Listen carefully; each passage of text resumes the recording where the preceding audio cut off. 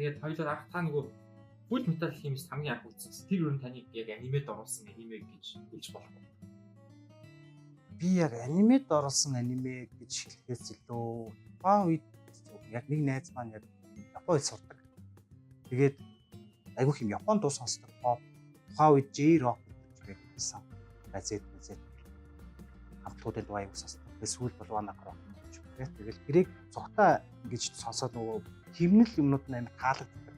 Тэгээд тэрнтэй цог анх тэр аниме гэдэг юм үзчихэд яг ингээд нөгөө юу бодоход кино үзснээс аниме үзэх нь айгүй тийм зохиолын хувьд ч юм уу нэг тийм амар сэтгэлд нь үлдээдсэн байна.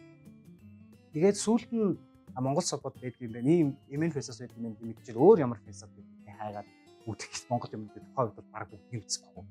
Завтаач байсан гэх юм. Тэгээ үзчихэд тэгээд нөгөө гадаад руу орж байгаа. Чи season гэж байдаг юм байна. Энэ season ийм аним ongoing юм байна. 7 хоногт нэг л анги гардаг юм биш үү? Олноор нь өдөрт би 10 20 анги үзэжсэн чи 7 хоногт ганцхан л гардаг юм биш үү? Тийм юмнууд мэдээл. Тэгэл баг-багаар нөгөө нэг яд ийдing ингээд судалсаар байгаа л ерөнхийдөө бол ингээд амирх аниг үзсэн байсан нэг мэдчихэ. Тэгвэл тэр дундаас одоо хамгийн их сэтгэл хөдлөсөн ч гэдэг юм уу? Одоо ингээд нэг тийм аниме бол байгаа байх олон дундаас одоо хэзээ мартахгүй сүүл ингээд дахин тийм хүмүүс байдаг чинь ингээд зөндөө бол аниме листэнтэй хийсэн мөртлөө ингээд нэг хэдийн юм rewatch хийгээд дахин тийм үзэл хийдэг тэндээ дуртай. Танд юу тийм аниме байна? Дахин үзээд дахин би жоохон нэг тийм философик юм үзэх гэдэг. Ингээд нэг хүний амьдрал бас байж болох тий. Хитрхи амир хальцсан биш. Тэгэхээр хальцсан байсан ч эсрэгээрээ бас ингээд хэрүүгээрээ хүний амьдрал ийм бас байж болно шүү гэдэг юм хараад байгаа. Жишээ нь өрсөлдөгч чинь ийм байдаг шүү. Өрсөлдөгч чинь яг үнэндээ чамааг хөгжүүлдэг хүн шүү гэдгийг ингээд харуулсан юм бас зөндөө байдаг байхгүй. Дахин rewatch хийсэн гэх юм бол хамгийн их үзсэн баг Code Geass Get Not 2 гэж магадгүй. Сэтгэлд хамгийн үлдсэн гэх юм бол Legend of Galactic Heroes. Genga Yu-ийн сэцэг нэг 150 гараа байна. Энэ дээр бас яг ингээд нэг тийм өрсөлдөөн айгуу дуртай биш үү? Өрсөлдөгч хүмүүсийг айгуу харуулдаг. Гэсэн хэрнээ тэд нар яг үнэндээ бол өөрийг нь хүчсэн найзууд болж эцтэй ингэж дуустдаг ч юм тий. Жинхэнэ одоо тэнд болохоор ингээд докторгуун дайн тулаан болж байгаа байхгүй. Хоёр өөр одоо аригийн хоёр хүмүүс хоорондоо тултаад нэг нь арчилсан, нэг нь болохоор юм гууч нар бол социалист ч юм социалистаас шараа өмнөх тийм цэрэгжилтийн улс байгаа. Тэгээд тэр хоёр гариг хоорондоо тултсан. Тэрний удирдагч нар хоорондоо ингээд аль аль нь тухайн газрын амар гоц авьяаснууд тэгэнгүүтээ тэр хоёрын хоорондын одоо юу яг тарихын дотор яа болж байгаа ингээс бод санаж байгаа юмнууд нэг нэгэндээ тулдахтаа юу бодож ямар адмирал нь ямар мэдээллийн яаж цуглах вэ гэж юм тий. Тэгэнгүүт Bitnot Code Geass бол тэрний арай жоохон доошоо гоо хувь. Гэхдээ ангид арай цөөхөн. Энэ 30 идэх 50. Нөгөөдөг чинь 150 60 анги санагдаад сүүл дахиад бас 50 идэх гарсан гэдэг 200 ингэж дахин үзээд авах гэсэн шүү дээ. Code Geass ч юм уу Death Note бол амар хэмтэй одолж исэн. Тэр хүмүүс яг тэр жанр дуртай хүмүүс бас энэ олон ихтэйг үзээд бол гимгүү шиг санагдлаа. За тэгээд өнгөрсөнд бол ийм байсан юм байж. Тэгээд миний санаж байхыг картууд бүгд байдаг байсан. Намайг жоохон бах Naruto-гийн карт, Dragon Ball-ийн карт зурнууд айгуу гоё. Гэтэ бид нэг нэрийн зүгтөөж зургуудын мэдгүй яаж хийх мэдгүй тэгээд тоглодог байсан. Mortal тэрний өмнө байсан. Yu-Gi-Oh байсан. За тэгээд арай жоохон том PC тоглож ирсэн уу орж ирж байгаа. 4-5 барайт нэг ч юм. Тэгээд нэг War 3 аяг тоглосон байсан. Тэгээд War 3 дээр нэг map байгаа шүү дээ. Box Fight of Characters. Тэрийг бүгд character гэж боддог. Тэгээд character ч одоо бүгд аниме дөрөвчтэй одоо харахгүй. Тэгээд тэрийг болохоор тухайн үед би Naruto-го мэддэг, Boku-ного мэддэг. Бусад дөрүүд нь хийн чи ямар ч үстэй нэрийг ч мэдэхгүй заяа. Бүгдүүд маань ч маш ер нь адилхан. Тэгээд хамгийн их авдаг hero миний санхны Шики тохноо, жадтай шики л гэдэг. Тэгсэн мөртлөө яг Fate үзсэн мэддэг хүн байхгүй тий. Зүгээр тэр хоёр хироогоо сайн мэддэг. Тим байж гад айгу богино хугацаанд зав. Миний бодлоор жил өнө 2 жилийн хооронд бүх хүн баг мэддэг болсон юм.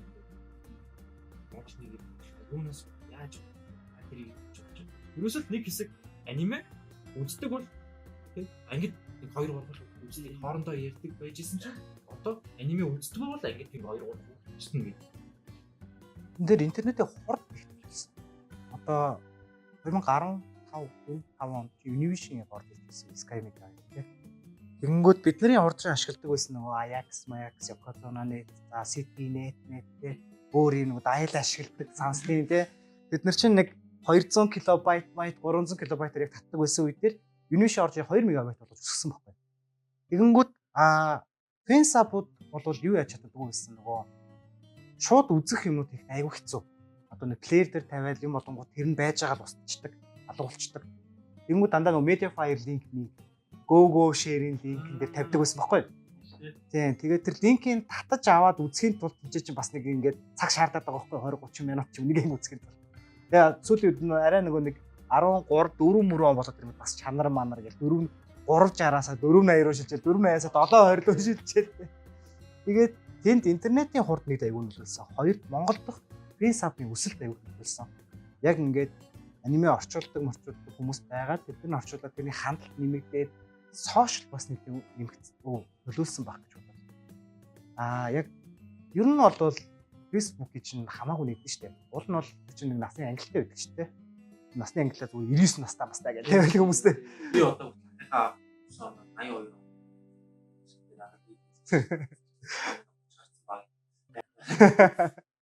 Тэгээд тэр нь туулааны зурагт юм гүйлээ гэдэг штэ. Тэгээ буцтай. Тэгээд яг насаа хамаагүй тавиад ингээд нээж одоо ингээд болцоод байгаа. Заавал нөгөө насаа баталгааж шаардлагагүй учраас бүгд одоо Facebook-ийн аккаунттай. Одоо ялангуяа залуучууд 10 жилийн хүүхдүүдтэй 5 дугаар анги байсан ч баг Facebook-ийн аккаунттай байсан байдаг болцсон. Байсан тухай бас хэдэж тоглолт үзсэн тийм. Тэгээд сошиалоор нөгөө нэг буст чинь одоо л ингэж амар яваад байгаа болохоос тухайн үед бас Facebook-ийн тэр нөгөө нэг юу гэмдэ нөгөө хүнд харуулах тэр нэг бүтцэн арай өөр байсан шүү. Одоо лайк шеэр гэдгээр амар өндөр хэмжээнд харагдаж болдог. Тэгээд 100 шеэртэй пост гэхэд бол бараг л Монголын бараг бүхэн харахаар тийм амар байдаг. Хүмүүс нэг шеэрлэнгүүд одоо харагдах юм нь ингээд 100 хүнд харагддаг ч юм уу тийм. Тэр нэг найзуудад ч харагддаг ч юм уу тийм байсан. Одоо өрсөлдөө их болчихгоо тэр чинь мэдчихэж байгаа. Эсвэргээрээ нөгөө Facebook дээр нөгөө янз янзын маск нөлөөлсөн том бичлэгүүд явж байгаа шүү дээ. 1 сая үзэлт тийм. Тэр чинь үргэлжлээл ингээд яваад. Тэнгүүд одоо чи бид хоёр хийж байгаа юм дээр болол ингээд нэг юм хийнгүүд 1000 2000-аас сэтэхгүй зарим юм дээр те одоо энэ аниматэй холбоотой хийнгүүд. Энэ чинь болохоор нөгөө нэг өрсөлдөөн нь нэмэгдсэн. Тухайн үед өрсөлдөөн харьцангуй бага байсан учраас хүрэлт айгүй их байсан. Тэгээ нөгөө Facebook ашиглаж байсан хүмүүс нь харьцангуй бас залуу байсан. Тэгээд тийм учраас одоо хамгийн сайн жишээ бол Animax. Animax бол анимашаа салгаад байгуулагдсан баг баггүй.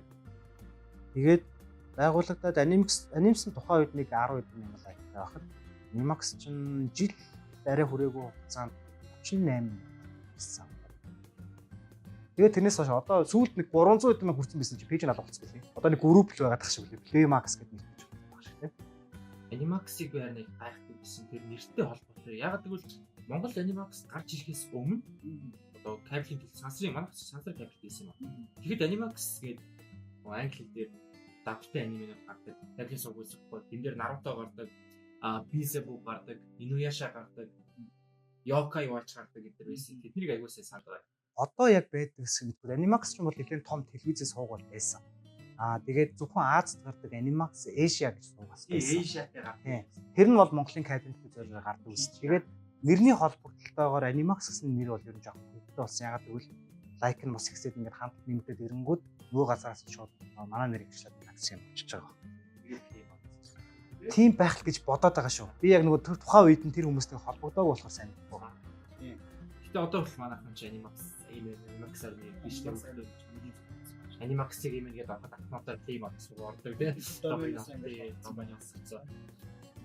За тэгвэл өмнө тийм байсан юм байна. Ер нь интернет бол анимег өгч амар их нөлөөсөн юм байна. Тэр гэхдээ үнэн бохгүй одоо яаж ч үтсэн үчихэд хэцүү те. Бицэн дээрээ ингээд татаж авдаг. Тоглоом хонуулж татдаг байсан үе шүү дээ тэр чинь. Тэгэнгүүт одоо ч болж молоо те. Pirate нөгөө хулгай вебсайтууд баядууд хаагдчих бод ууралж муурлаа. Жохон гацаал 7-20 мөрөөр бараг хүүхдүүд үзгээ болцсон шүү. 1080 тийм шүү дээ. Одоо 7-2 ч баг утсан дээр жоохон хатаж хараад мэдрэмж авдаг болчихлоо шүү дээ. Тухайн үед чинь харин нэт муу байхад чинь 360-тай татдаг гэсэн 240-тэй юм татдаг байлаа шүү дээ. 144 арай арзаагаад 240-ээр авчиг гээл. Тэстэй жаргалтай амьдч шүү. За тэгээд гэтээ интернет бол нэрээ зүгээр хурдтай нэмжээ. Шууд дэлхийдээ хөл нийлүүлдэг болчихсон. Тэнцээ ингээд манга фигур. Үний фигур ч юм. Тэгээд айгүй хурд ингээд орж ирээд ийм болчлоо. За тэнгууд ихсчлээ. Тэгтээ ингээд миний ажиллаж байгаагаар ийм байгаад байна. Маш болохоор одоо нэг viral болсон альтертэй анименуудыг үздэг. Тэднийг яагаад үзээд байна вэ гэхээр одоо хүүхдүүд чинь тэгэл монгол хэлээс илүү гадаад контент айгүй консюм хийж авч байгаа шүү үзэж байгаа. Тэгвэл гадаад инфлюенсерүүд ингээд хүний тухай бичлэг хийдэг. Яг л тэр аниме ингээд тренд болчлоо. Дэлхийн даяар үзчихээ. Тэгээ кино театруудад мууинууд нээлттэй хийдэг болчлоо. Тэрийг дагаад хоцрогдохгүйгээр үздэг. Тэнгүүтээ за нэг Demon Slayer ч юм уу, Jujutsu Kaisen, Chainsaw Man үзчихэнгүүтээ би аниме үздэг. Би отохгүй.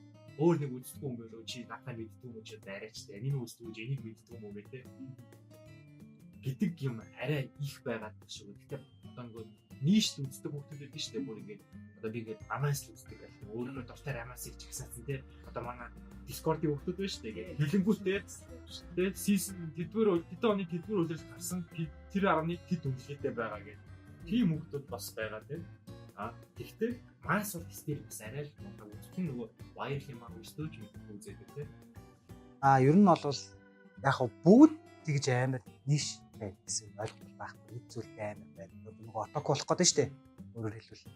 Тэгэнгүүт ер нь Японч байсан, Америк байсан, Франц байсан, Филиппинч байсан. Тэгээ Филиппинд бол одоо One Piece амар шүү дээ.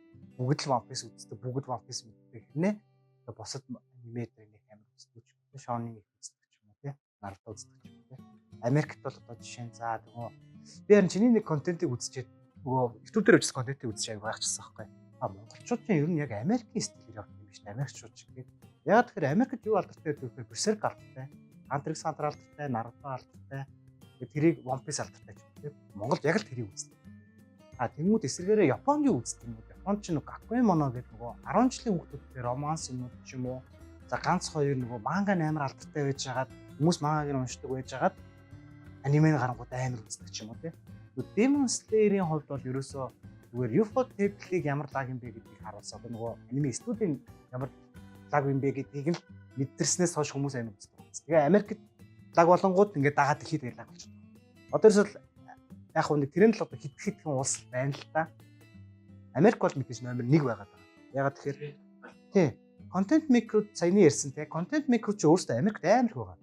Энэ тэнд одоо байгаа хүмүүстэй Америкт очиж контент хийж Америкт амьдраад байна. Энд мэдээж одоо айгу мөнгө төр болдог учраас Америкт амьдралын үсэг ямар бидний хайрцангуй сайн байдаг ч юм уу. Яг Солонгост байснаас Америкт ирж гэх юм. Японд байснаас Америкт ирж гэх юм уу тий. Канадад байснаас Америкт ирж гэх юм уу. Тэгээ нөгөө хүмүүс хаана очиж амьдраа өсөлтөө хаана вэ гэх тийшээгээ явж байгаа. За 5 тухтай орчин хаана вэ тийшээгээ Японд руу явдаг ч юм уу. Арай нэг амьдрахад тайван гэдэг ч юм уу. Тэр байдлаасаа хамаарат Америкийн тэр контент микродын юмыг Монгол хөгжиж байгаа учраас яг тэр Америкийн юмнуудыг үзээд байгаа байхгүй. Бид нэр үзээд байгаа юмнуудыг л одоо Монгол гэтэл одоо хуучин болоод бид нэр ерөөсөө нөгөө интернетийн тэр нэг сошиал орчин байгаагүй ч яг хуу тийм аниме гэдэг юм ч өөр Америк талтай байгаагүй. Амар лаг байгаагүй. Berserk бол аниме үздэг хүмүүс л Berserk үздэг тийм. Тэгээ сүүлд Berserk гэдэг амар болсон. Монголд болохоор яг нөгөө телевизээр гарсанаа Dragon Ball, Naruto, Bleach арай аваад байгаад байгаа. Dragon Ball хийж идэх ч бол арай дээрх үе. Одоо нөгөө аниме яг таны хэлсэнчлэг контентууд гараад хүмүүс мэддэг болж эхлээд вебсайт маань те манайхан ч үздэг болсон байсан шүү дээ.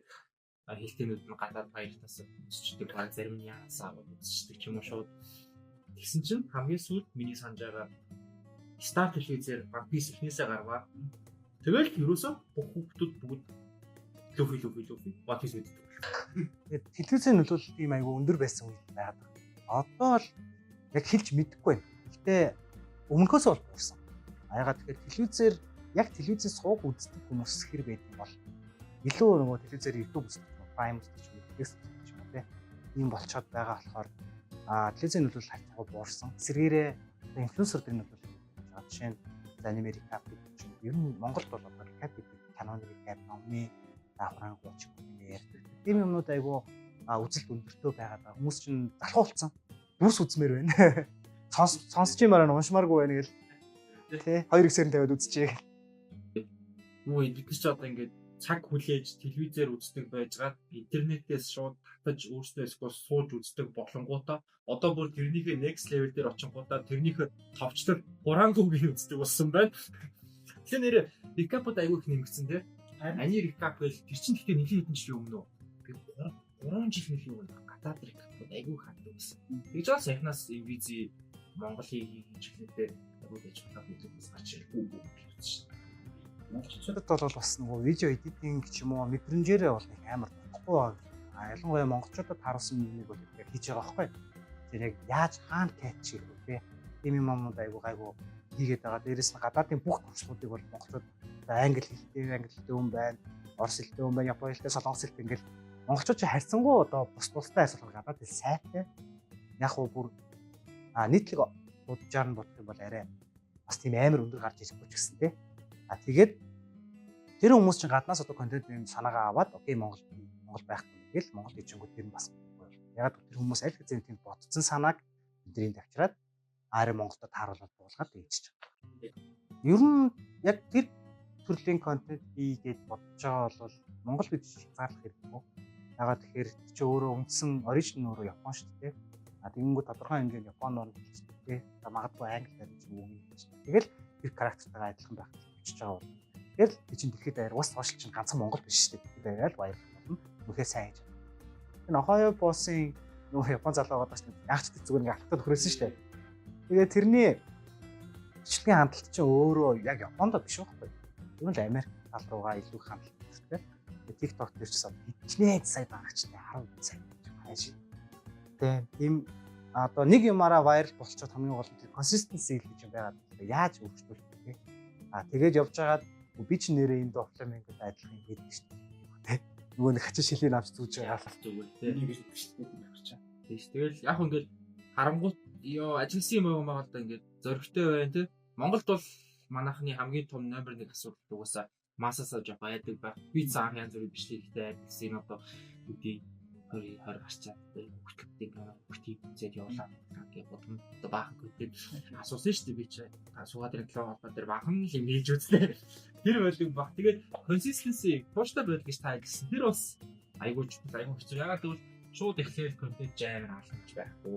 Шууд ихлээл хүн болно гэж байхгүй. Шууд ихлээл чи тэрнгээр хүн болно гэж байхгүй. Тэгс чи манайх ч нэг цаг нартай уулзаж өнөө маргааш бодож байгаа нэг юм болохоор тэр болно бас айгуу таамж муутай байх. Гэхдээ үнэхээр дуртай, зоригтой бол тээ. Зөвхөн Монгол гэхгүй тээ. Нүдах хийстэй space байгаа юм байна. Ohio босыг бид нэрсэн хэлийг бүтээ ойлгохгүй шүү дээ. Тэр хүн ингээд мянган бичлэгтэй тэр мянган бичлэгний 108 алдартай тренд болсон. Тэр нь бидний feed дээр харж ирдэг. Тэгээ тэрнээс болоод бид нар таньдаг. Тэгэхээр ингээд контент хийх гэж байгаа keep point аниме дүртэй өөрийгөө адилхан гэж боддог бол бүгд ороо заяа ажлын сар дээр.